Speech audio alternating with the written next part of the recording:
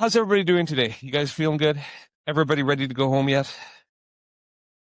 Okay. So, as Jess said, my name's Scott Davis. I'm the CTO of Media and Entertainment over at GlobalLogic. And I'm Brad Epperson. I'm a global business development lead for media, entertainment, games, and sports at AWS. So put that on a business card. Yes. And people still have business cards? I'm 87 years old, so. We're about the same age. Right. So we want to take a little bit of time today and just have a conversation. You're going to love my slides. That's it. We're going to just basically have a conversation about what we see going on in advertising today in the industry, a little bit about how AI is hitting things, a little bit about privacy and just kind of the trends we see in the market. So I've got a bunch of questions. Brad's seen them. I haven't answered them, so we're going to try and answer them together. So I'm going to kick it off. Advertising ecosystem is under incredible pressure right now. Things are changing rapidly. Expectations are changing a lot from people. And AI is a massive, massive change in how people want to do work. With all this going on, what do you see as the biggest problems facing the advertising ecosystem today? So I sit in I think a pretty unique situation to be able to work with customers all around the world and different types of customers, right? So Japanese streamers, Canadian cable companies, German broadcasters, large station groups, networks, gambling, sports teams. Any customer, it's a little multi-pronged, right? So all customers who sell advertising, even if you started selling advertising yesterday, you have to put a roadmap to change for how you're going to sell advertising for the future. And so everyone's in a broad place of having technology stacks that are probably not suited for what they need for tomorrow. So they need to change and adapt their technology. They're probably trying to adapt and change their sales structure because of either financial pressures or organizational structures or costs. They're also trying to determine how to better work with their customers, their clients, and their agencies, and their advertisers. And all of this has become incredibly complex also. So how do they, while changing everything, make it more simple for the future so their customers can buy their content easier? Yeah. One of the things we're finding as we are addressing the market is we're seeing a collision of domains. So people who used to, like Brad mentioned being 87 years old, my friend Yasser and I, we've been doing advertising for about that many years. We remember when it was just SCT35 signals in a transport stream and everybody in that area got the same ad. The level of personalization and complexity that's coming out of today's necessity to be competitive in the market as streamers are starting to see more need to put more advertising in, to be better, be more targeted, be faster. The level of change is just unbelievable. And I'm coming from a world where I remember where there are audio cue tones. The amount of information that we're sending to do advertising today is crazy. Yes. Yeah. One of the things I think is most interesting from my point of view in this is that there's a collision between the people who are doing it legacy and they now have to do it together on their digital side. So the collision of those two worlds coming together and trying to make sure that it's a seamless experience on both sides is incredible. Well, and think about the problem this creates for the seller. So, and it can be any type of seller, but if you go back, if that seller's been in this role for 10 years, 10 years ago, they were probably selling something different. And now they've got to sell potentially linear, digital, search engine optimization, TikTok, anything and everything for a client. And they're probably not making any more money than they were 10 years ago. Yeah. And they're about to pull their hair out from the complexity, the systems, the enablement, all the stuff that they have to learn and understand. So at some point, they're just going to quit and go sell windows with their cousin because it's easier. The days of the local car dealership, like filming their own ad and putting it on, like, late night TV are kind of at the end. In the world of streaming connected TVs, we are seeing that expand complexity. We also see a lot of fragmentation of inventory, like what you're talking about, like somebody's got to sell in so many different areas. What are some of the things you're seeing that are helping people deal with that fragmentation? So one of the things we work with clients is being able to bring in an agentic layer or a platform that sits on top of current systems, right? So we don't actually even encourage system deprecation because it's really hard and scary and challenging. But how does this agentic layer help your sellers and your teams work better together in a more conversational mode that can connect to all of these systems? So like, I have one customer who's a large station group, and they were explaining to me, which makes sense, that they're, when they get an RFP from a client, that it might take them 4 days to 4 weeks to reply back because they have 27 different source systems that are available to that seller to review and pull information from to appropriately reply. So that could be a digital OMS, an entertainment operating system, a lead generation system, a research system, like to think of all the things that they need as knowledge bases. So what we're doing is we're connecting to those knowledge bases in a conversational way. So the seller just comes in and says, I'm looking to build this plan this way at this time and date. And here's an RFP. I'm going to load it up and the AI reads it. It goes and finds all that information and pulls it back within 20 minutes. The agentic change is incredible. So I had a conversation with somebody this morning talking about a traffic management system. Yes. And the amount of swivel chair that they still do where somebody is manually moving things from left to right. It's crazy. And that is the target that we see right now. And we work across the entire gamut of advertising, from real-time bidding, order management systems, sellers and buyers provisioning, even creative in some places. The amount of human labor that is still involved in selling an ad for so many people is unbelievable. And it's the place where I think we're going to do the most agentic work. Yeah. For many years of my career, I worked at a large network, and I managed the teams that replied to the RFPs and the operations teams.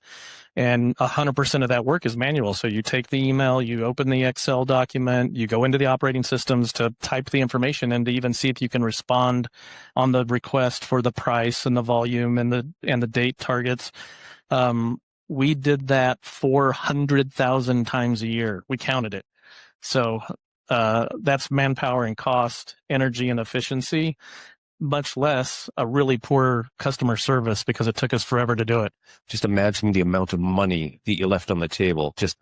I mean, it's just the way it was. I remember setting up channel lineups years ago. We were driving through spreadsheets. The idea that we'd use software to build entire workflows and automate everything and really just have human in the loop at times seems like, Star Wars or Star Trek to me at times. Where else this gets interesting, and you may have this similar experience, agencies used to be more standard. Now they're all bespoke. Everyone wants information uniquely designed to deliver to them. So when they send an RFP in an Excel format, even though you type it into an operating system to find the information and it exports into an Excel format to send back, you can't send that particular one back. You have to reformat that Excel into the agency's version that they initially sent. That's just, opportunity for error plus cost and time. And one of the things we've also heard is people are a little afraid to use AI. So what happens if the agent makes a mistake? Think about how many typos you were dealing with all that stuff, right? 400,000 transactions. How many finger fumbles? Well, exactly. Well, and also, and it's a valid point. I'm not even arguing the point that the agent could make a mistake, but it's set up in a way that it can be used as a colleague to the sales team rather than someone that's going agent to agent today anyway. And that colleagues are going to be able to provide this information faster. The human still needs to be very much in the loop here, or should be, because they add some secret sauce, right? They add some flavor. They know the client well. They know the personalities behind the request. That's all very important. But to your point, we did have one customer and she says, well, how do you know if the responses that are being pulled out of the systems are right? I was like, I don't. They look pretty good. Yeah. I'm pretty impressed with what the response is, but I also don't know if Toby, who's been sitting in the corner desk for 25 years, has been doing it right. Yeah. Yeah. So I think some of the fear, while sometimes justified, forgets where we're at. Yeah. Yeah. I'm going to pivot a little bit now. Please. We're going to talk a little bit about privacy. Audience addressability has become significantly more complex and common. At the same time, the consumer's starting to go, wait a minute, you're collecting a lot of data about me. What are some of the challenges you see or strategies that are coming up to maintain an audience, but to maintain that level of trust? Well, I think it needs to be right without being creepy, Okay. right? Like I think there is a version of personalization, of intelligent data, and it doesn't have to be, um, too derivative out of like first party information that this customer gave up when they signed up for a credit card or whatever it might be.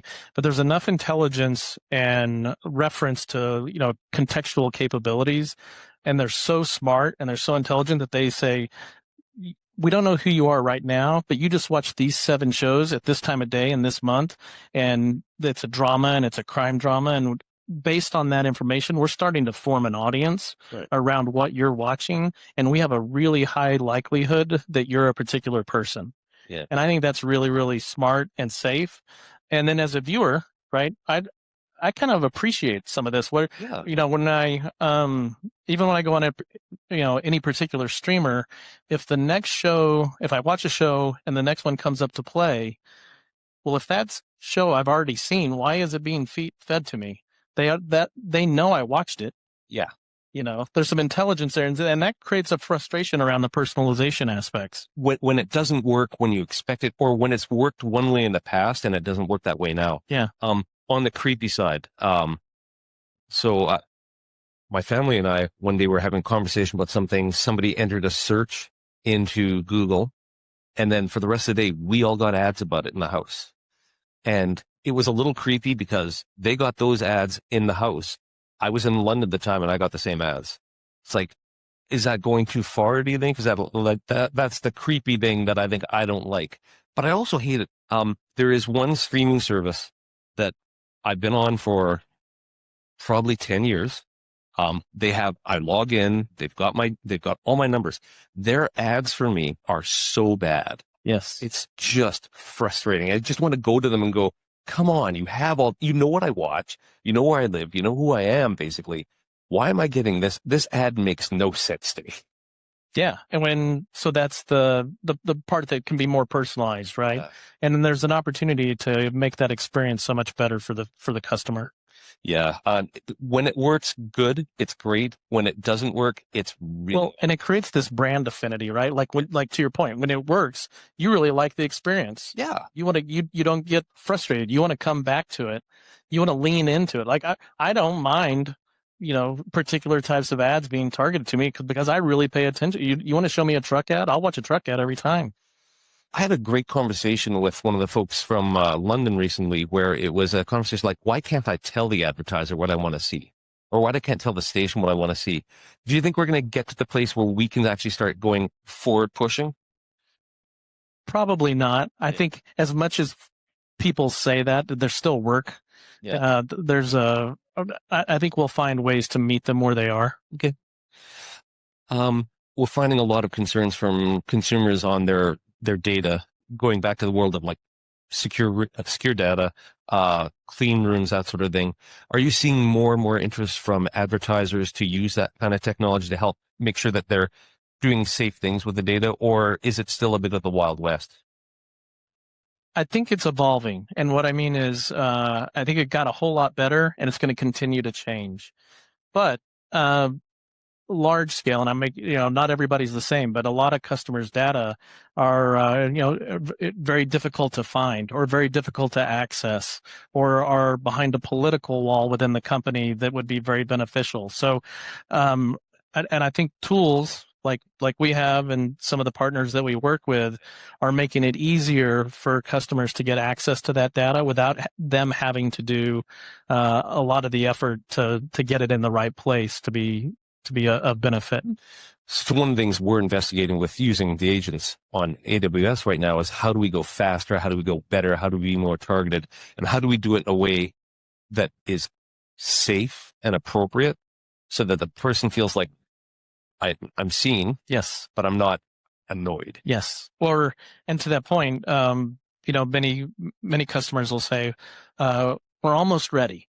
And I said, oh, well, you're never going to be ready. No one's ever ready. Ready's not a state. Yeah. Everyone kind of lives in a world of mess. Yeah. One of the things that I think I've most appreciated, so moving to this role, like I'm amazed at the technical excellence some of my dev teams have. Where do you see the technology changing for like people who are like legacy people? Like you mentioned, Canadian cable companies. Those guys are streaming now as well. How do you see their technology landscape changing and evolving over the next couple of years? Well, I think a lot of companies are challenged with having the right level or amount of talent to help drive the tech they need. And so being able to rely on partners in the industry who provide best-in-class service for a particular function. We all know uh, companies that provide specialties. I think those specialty companies really provide a high value because the companies might be cost challenged to maintain these large engineering staffs. So while they've got pressure to need to change and adapt, they don't have as much capability to do so without having the right proper outreach. We're definitely seeing that. Like we're being engaged because people no longer have that second line of engineer. It used to be you had an architect, he had somebody riding shotgun with him, and he had a staff around him. So many places that those people are gone, and the architect is still standing there going, "Well, I just built this. Yeah. Now I have to run it." Yeah. And then I think we're living in a world or moving to a world where the opportunity for composable and modular capabilities are very attractive. Yeah. It's less risk. It's easier to put in. I only want function A right now. I might want function B in 6 months, but I want to do some change management with my staff. I want to make sure I get adoption. I want to get comfortable in the technology. So can I just do part of it today? Yeah. And I'll get a big benefit out of that part that I do, but I don't have to build a 24-month roadmap to do a lift and shift. I just need to plug and play. And then that plug and play mindset allows you or anyone who doesn't exactly know what the future looks like to be adaptable when the next great opportunity comes in for you to monetize. So this has come up a couple times at the show where people going, look, I've got all these legacy systems. They're working, but it's the exchange of data that's the problem. So we're seeing a lot of move to people doing agentic workflows to live between those systems and get that running first, get their feet wet, get everything running, and then go, okay, where do I start picking the next thing? What is the next, like by that time, will there be other opportunities for me to do something? Can I modernize later, but use the AI right now to make the things that are working work better? And I mean, get rid of the swivel chair, that sort of thing, because it is kind of killing our industry, and we are all under price pressure. We all have to go faster. I was amazed when I really first got into real-time bidding. If you ever sold advertising or did advertising in the past, these campaigns were set up like weeks in advance. Yeah. Like there was no such thing as, oh, I'm going to give you an ad today and you put it on tomorrow. It's like, it's got so much process to go through. The fact that I can actually have a system go, okay, I've got an opportunity. Who's got that inventory? That's the right one for this audience, and do it in sub-second resolution is just phenomenal to me. And it's the kind of thing that we keep on finding people going, okay, what else do we need to go faster on? What else can we do to personalize it and go better? Even tech transformations, I think the window and the patience is shrinking, right? So things that used to take 18 months might need to happen in 9 months. You mentioned contracts a minute ago, how somebody had to go through and read it. Like, I mean, that's something that's right for like, look, LLMs are really good at reading text. Yes. They can go find things. They can go do keyword searches way better and probably more accurately than we can. You're just back from Europe. I know I'm just back from LA. We're both a little tired. Could you imagine either one of us trying to be reliable people in that situation? Exactly. By the way, Stephanie's emailing me and asking me how the talk's going. Oh, very good. Yeah, that's perfect timing. It's nothing like having your phone here to do your notes, and I'm getting texts from people in the audience. Thank you. Advertising stacks now include order management systems, ad servers, DSPs, measurement provision, data platforms. What architectural patterns do you see that are making people more successful? A good number of customers are looking for a more simple path with fewer providers. Right. So they're looking to move their stack into is still in a composable way, but with one partner to work with rather than with 15 partners. And I think that's just part of the complexity. And when we were talking about making things simple, so it's not even just simple on the buying and the selling, but simple on the build and simple on the being able to manage their stack. It's interesting you say that. So we do a whole bunch of different things in the advertising space. We're finding people going, look, even if we don't want your service, we want your expertise because you guys have done this enough times in the past. How can you help us use what we've got in the can? Yes. Figure out what we do next and make sure that we're on the right roadmap. So when you and I have this conversation, I can go back and going, yeah, we've talked with AWS. We're on this roadmap with them. You're on the right roadmap. They feel better. And they want that roadmap to be aligned with their data. So they don't want their the data shouldn't be so far away from their technology. So yeah, you've hit on my favorite topic in the world, data. For years, I was a plumber. I basically plugged systems together. I plugged networks together. I plugged MPEG-2 transport streams together. And that's what I did. I was a plumber. I took something from here to there. The composition aspect of media has changed so much. A couple of us have this concept of media as a programmable object. So it's not just composition. It's rebuilding the entire experience for a consumer, almost ad hoc. Yes. Yeah, it's quite different. I'm going to move on a little bit. AI operations monetization. We're seeing a lot more push to make better decisions, make more money with the content, reheat what's in their archive can already. Many companies are really experimenting with AI to do more stuff with this. Where do you see it being embedded directly in this chain? And where do you see where maybe it's not ready to go? So we talked about request for proposal responses, which is massive, and a really kind of a first step opportunity. I also think there's in that process that we don't talk about enough probably is being able to maintain an appropriate CRM full of data. So I've worked at a couple of places where it was always a challenge to have your CRM opportunities updated by the sales teams. Now, sales teams don't have to do anything. You can take that opportunity. As soon as you upload that RFP, that can be sent to your opportunity pipeline, your contacts, your meeting notes, whatever it might be, without anyone having to do any work. And that would give finance and the sales leadership a more clear path. And that's a simple one. Yeah. And a high value one. And, if we quiz the audience, we'd ask them, how many of you have a pipeline like that right now? I don't think we'd see a lot of hands, but it feels like the right place to go. Yeah. I think pre-flight optimization on campaigns gets a whole lot smarter. In-flight optimization becomes a whole lot easier. You might have a small army today that has to do, campaign reporting, dashboard maintenance, campaign adjustment to make sure you're doing this. We can build AI tools to be able to do that on the fly. I really do see AI transforming based on the much better data we have. It does kind of kill me sometimes to realize how much different everybody's culture of data is and the maturity is so much different.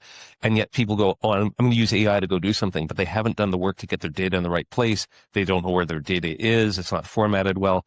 We're doing an enormous amount of telemetry on advertising right now. And just the variability there it's kind of mind blowing to realize even though we're making all these advances, we've got AI to help us. We've written the software. It's very calm and the process is well understood. Standards are good, but everybody's all over the map. Yes. Yeah.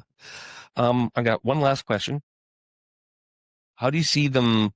We've talked about AI. How do you feel about the automation of the whole system? We're going to take humans out of some of the loops so people can be more efficient and effective in other places. Where do you see the human being necessary to go forward for this to be successful? Where's the human still here? So, one of my favorite quotes is from a former colleague who said, everyone's favorite system was the one they just were in, no matter how much they hated it when they were in it. Change and adaptation is really, really hard. Even though the technology makes sense, the opportunity is right before the customer. Yeah. The ability to drive adoption and change management within that company so that these become benefits is really challenging. And so I think it's a mindset and it's a business shift, right? Like if you even talk to customers today and you say, how big is your AI team? They would go, we don't have an AI team. We're going to put AI in, but we don't have a team to manage it. Like these are things that have to be built because someone's going to have oversight. That's fascinating. One of the things that's kind of surprised me is in the last little while, we've been out chatting with people. They've invested in enterprise AI agents, and they're going, what's my ROI on this? How do I show I'm getting value to this?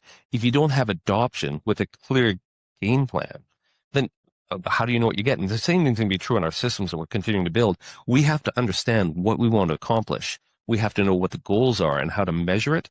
Otherwise, at the end of it, it's like, well, what did we accomplish? And it's surprising to see how many things have gone on in media and entertainment for the last several years that were POCs, where people are going, I'm not sure why I did that. Yes. So, all right. The last thing is live sports. Live sports being this last bastion of like the kind of the hard thing to do, getting good ads, getting everything working well, getting the timing right, making it work well. It seems to be kind of that last barrier for some people. Like advertising on VOD, pretty straightforward. If you've got different systems that are ready to go for that, you're in a great place. But the live world always seems to be a little bit of a challenge. Where do you see that changing in the next couple of years?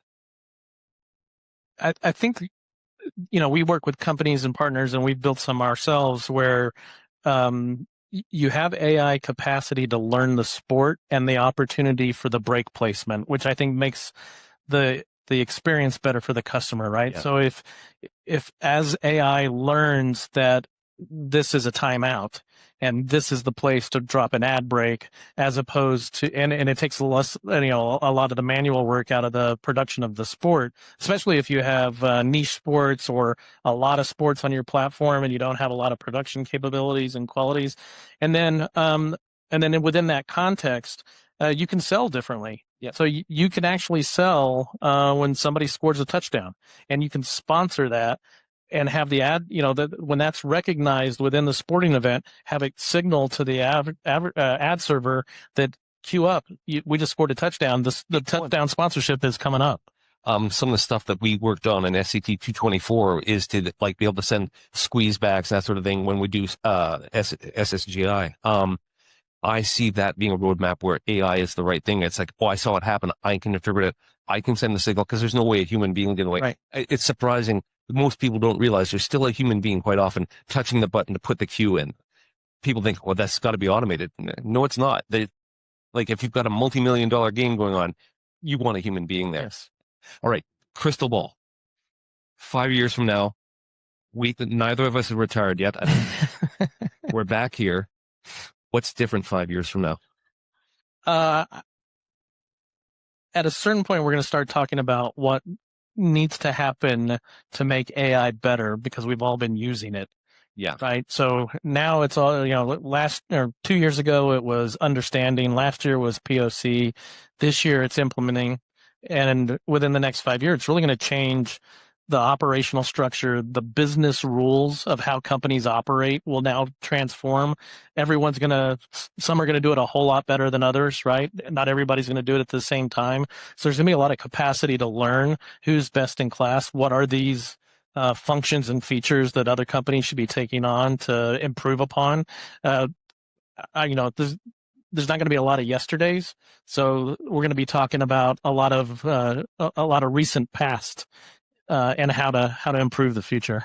So when I think about 5 years from now, I think of how much change has gone on. All I know is whatever we're doing today, we're not going to be doing it then. Right. Or we shouldn't be. We'll be behind. We'll be so far behind. Appreciate your time. Oh, thank you. Appreciate it. Thanks for your time. Thank you, everybody. Thanks, everybody.